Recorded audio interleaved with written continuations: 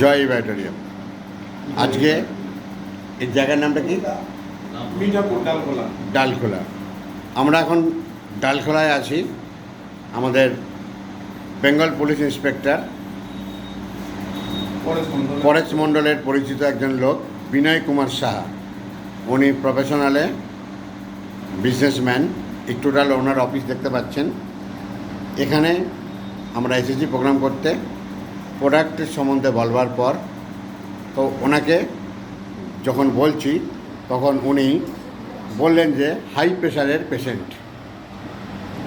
তো high pressure patient মানে আমরা সবাই জানি হাই প্রেশার হলে পরে আমাদের যে রিস্ট ব্যান্ডটা ডান হাতে বাঁধতে হবে, কিন্তু বাঁধার আগে আমি সঙ্গে সঙ্গে এখানে আমাদের প্রেশার মেশিন রাখা আছে। তো প্রেশার মেশিন দিয়ে ওনাকে চেক আপ করা হচ্ছে। একটু পরেই চেক আপ করে বলা যাবে যে কত প্রেশার এখন আছে। আচ্ছা, এখন ওরা প্রেশার শো করছে 190। আচ্ছা, ওপরের দিকে এখন শুনলেন আপনারা 190।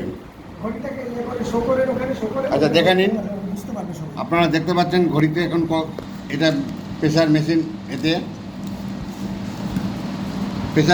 প্রেশার মেশিনে কত শো হচ্ছে দেখতে পাচ্ছেন আপনারা। কারণ কাছের থেকে দেখান যাতে লেখাগুলো পরিষ্কার বুঝতে পারে। তাহলে 170,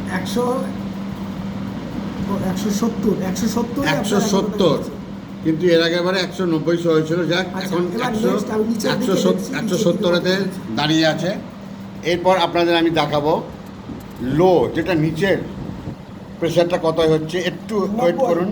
নিচেরটা 90। দেখুন নিচের প্রেশারটা শো হচ্ছে ওই 100-র কাছাকাছি। 100-র কাছাকাছি আপনারা দেখে নিতে পাচ্ছেন। তো এই হলো আমরা প্রেশারটা মাপলাম, মানে টোটাল ওনার প্রেশার 90/190-এর কাছাকাছি।